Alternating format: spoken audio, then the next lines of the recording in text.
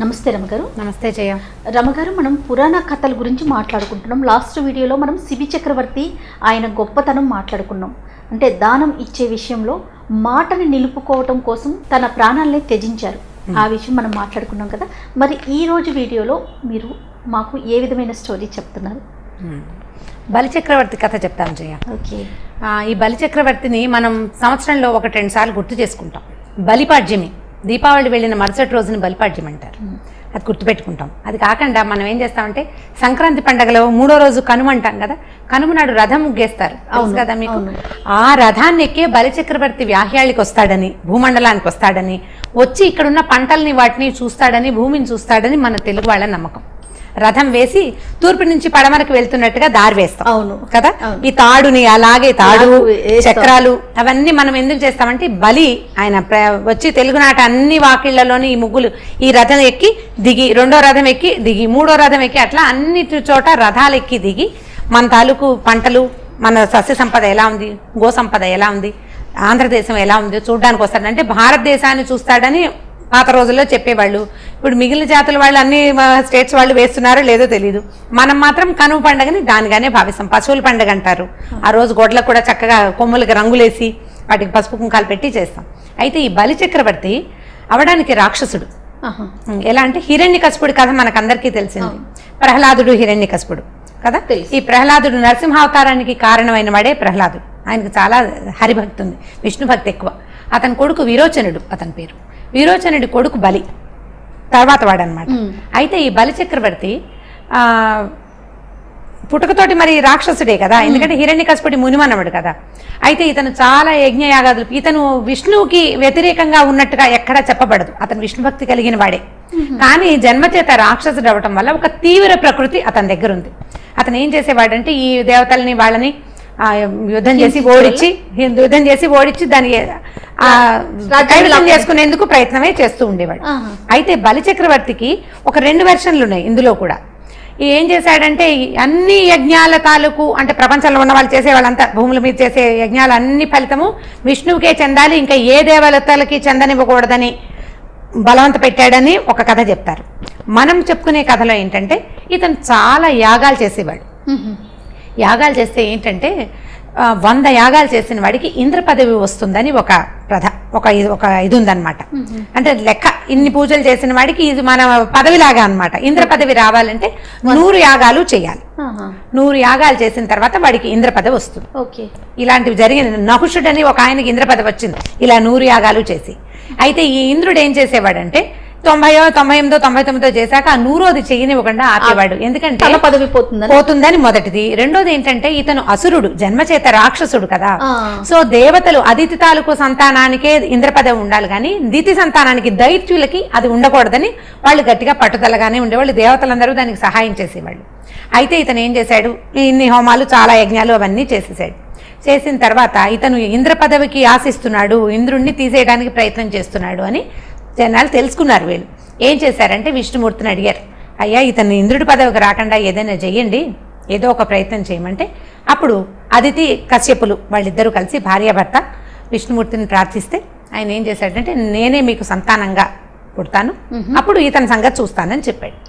అప్పుడు అదితి తాలూకు సంతానంగా వామన అవతారంలో విష్ణువు పుట్టాడు. వామన అవతారం అంటే వామనుడు అంటే మనం జనరల్ కథల్లో అర్థం ఏంటంటే పొట్టివాడని, కానీ చిన్న పిల్లవాడే వటువు. వామనుడు అంటే బ్రహ్మచారి, మన ఒడుగైన తర్వాత ఉండేవాడు అనమాట. ఒడుగైతే 8 ఏళ్లకో ఎప్పుడో ఒడుగు చేసేవాళ్ళు. ఆ పిల్లాడు ఎంత ఉంటాడు, ఇంతే కదా ఉంటాడు, 8 ఏళ్ల వాడు. అయితే ఏమైంది, ఈ అదితి కశ్యపులకి సంతానంగా విష్ణుమూర్తి పుట్టాడు.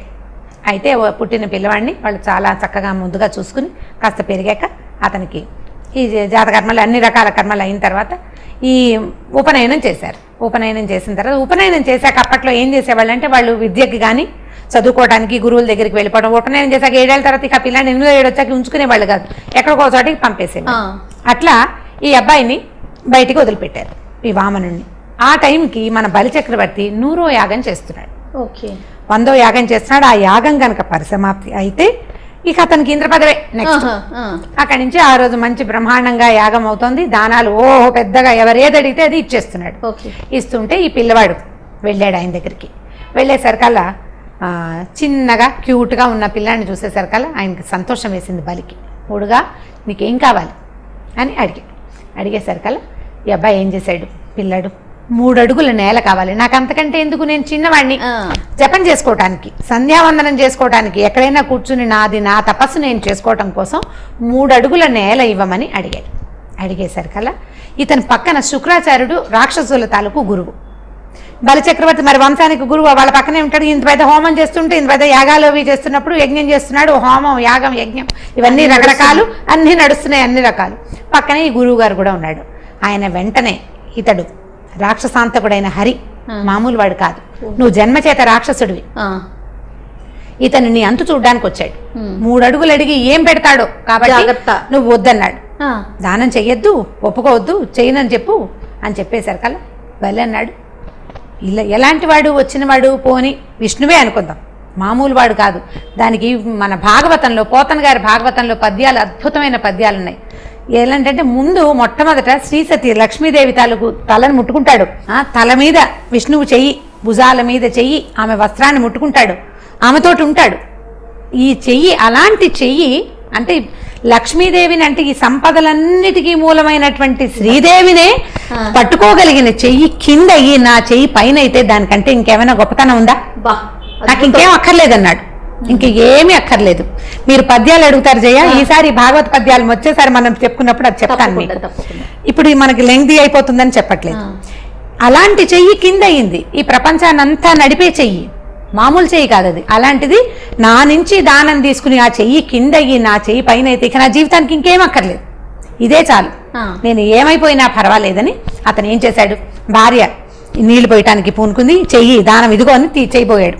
ఈయన ఏం చేశాడు, శుక్రాచార్యుడు వెంటనే సూక్ష్మ రూపం ధరించి కమండలంలో నుంచి నీళ్లు పడకుండా అడ్డం పడ్డాడు. ఆ పాత్రలో ఒక పాత్ర ఇట్లా ఉంచి పోస్తారు కదా నీళ్లు, దానం చేయాలంటే ఊరికి చేత్తో ఇవ్వటం కాకుండా ఇది నేను నీకు ఇస్తున్నానని ఈ చేతిలో నీళ్లు పోసి వదిలిపెడతారనమాట. ఈ నీళ్లు పక్కనున్న భార్య పోస్తుంది, ఈ కమండలం పట్టుకుని నీళ్లు పోయడానికి ధారా పాత్ర ఉంటుంది, నీళ్లు పడ్డానికి, ఆ ధార పడే దాని సన్న దాంట్లోకి ఈయన సూక్ష్మ రూపంలో వెళ్ళిపోయాడు.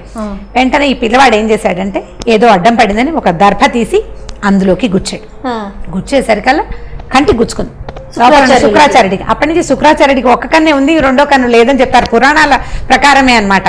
ఆ కన్ను గుచ్చుకోగానే ఇంకేముంది, కంట్లో గుచ్చుకుంటే ఏమి చేయలేం, విలవిల్లాడుతూ అతను బయటకు వచ్చేసేయంగానే ఈ పాత్రలో నుంచి నీరు పడిపోయింది. నీరు పడి ఇతని చేతిలోకి వచ్చేసింది, వామనుడి చేతిలోకి. 3 అడుగుల నేలని అతను దానం చేసేసాడు ధారాళంగా. సరే, ఈయన ఏం చేశాడు, తీసుకోని ఆయన నీకు ఎక్కడ కావాలంటే 3 అడుగుల నేల అన్నాడు. ఈ నుంచున్న పిల్లవాడు గొడుగు వేసుకుని నుంచున్నాడు, చిన్న పిల్లక చక్కగా ఉన్నట్టుండి పెరిగాడు మా పైకి. ఎలా పెరిగాడంటే భూమండలం అంతటిది ఒక్క కాలు, ఒక్క పాదం, ఒకటే పాదం. అక్కడి నుంచి 2వ కాలు ఎత్తాడు, దాన్ని త్రివిక్రమావతారం అంటారు. ఈ 2వ పాదం ఎత్తి పైకి ఆకాశానికి పెట్టాడు, ఆకాశం మొత్తం అంతా ఒకటే పాదం. అప్పుడు అడిగాడు, భూమండలం నువ్వు మొత్తానికి రాజువి, భూమండలానికి 1 పాదం, ఆకాశానికి 2వ పాదం, అంటే 1 అడుగు కింద 2వ అడుగు పైన, 3వ అడుగు ఎక్కడ పెట్టను, 3వ అడుగు ఎక్కడి నుంచి ఇస్తావు నాకు దానం అని అడగంగానే బలి నిలబడి ఉన్నవాడు వినమ్రంగా కింద నుంచి ఇక్కడ పెట్టు, ఇది తీసుకో, ఇది ఇంకా నాది, నాకు మిగిలింది ఇది ఒక్కటే, అంతా అయిపోయింది, భూమి అంతా ఆక్రమించేసావు, ఆకాశం అంతా ఆక్రమించేసావు, భూమి ఆకాశాలు అయిపోయాక ఇక మిగిలిన వాడిని నేను, దీని మీద పెట్టినాయినా అని చెప్తే 3వ పాదాన్ని బలి నెత్తి మీద పెట్టేసరికల్లా ఇంత మహాపాదం విష్ణువు అతన్ని సహించడం, అతన్ని భరించడం ఎవరి వల్ల అవుతుంది, ఈ పాదంతో అతను కిందకి వెళ్ళిపోయాడు పాతాళంలోకి. బలి చక్రవర్తిని పాతాళానికి పంపించేశాడు. ఇక అతను యాగము హోమం ఏమీ చెయ్యడు, కిందకి వెళ్ళిపోవటమే, భూమి ఆకాశాలతో అతనికి పనే లేదు. అప్పుడు ప్రహ్లాదుడు తన మనవడి కోసమని వచ్చాడు. అయ్యా, నేను నీ భక్తుడిని, నా మనవడు ఇట్లా అయిపోయాడంటే ఏం పర్వాలేదు, పాతాళ రాజ్యానికి రాజు ఇతను. బలి చేసిన ఈ దాన విశేషం వల్ల విష్ణువుకే దానం చేయగలిగిన ప్రతిభ ఉన్నవాడికి, వాడికి వెళ్ళలేమిటి, ఇంకా వాడి ప్రతిభకి ఏమీ లేదు. అలాంటి వాడికి ఇక ఎక్కడా అడ్డం లేదు. ప్రతి సంవత్సరము అతను పైకి రావచ్చు, భూమండలాన్ని చూసుకుని వెళ్ళొచ్చు. ఈ పాతాళ లోకానికి పూర్తి స్థాయి రాజుగా అతన్ని చేస్తున్నానని పాతాళాన్ని బలికి అప్పచెప్పాడు విష్ణుమూర్తి. ఇప్పుడు ఈ దీంట్లో ఎప్పటిదాకా అతనికి స్వర్గాధిపత్యము లభించే అవకాశం ఉంది కదా. పాతాళాన్ని ఏం చేసుకుంటాడండి, స్వర్గం పోగొట్టుకున్నాడు అని అనడానికి వీల్లేదు. స్వర్గాన్ని పోగొట్టుకుని పాతాళాన్ని తీసుకున్న బలి విష్ణుమూర్తికి దానం చేసిన వాడిగా ప్రఖ్యాతి పొందాడు, పేరు ప్రఖ్యాతులు సంపాదించాడు. శ్రీ మహావిష్ణువే కింద చెయ్యి పెట్టి దానం తీసుకున్నాడు బలి దగ్గర. ఇప్పుడు చేసిన దానం ఇచ్చిన వాడు గ్రేట్ కదా, తీసుకున్నవాడు ఎంత అద్భుతమైన వ్యక్తి అయినప్పటికీ వాడి మీద ఇప్పుడు ఎప్పుడైనా సరే ఇచ్చిన వాడు ఎప్పుడు గ్రేట్.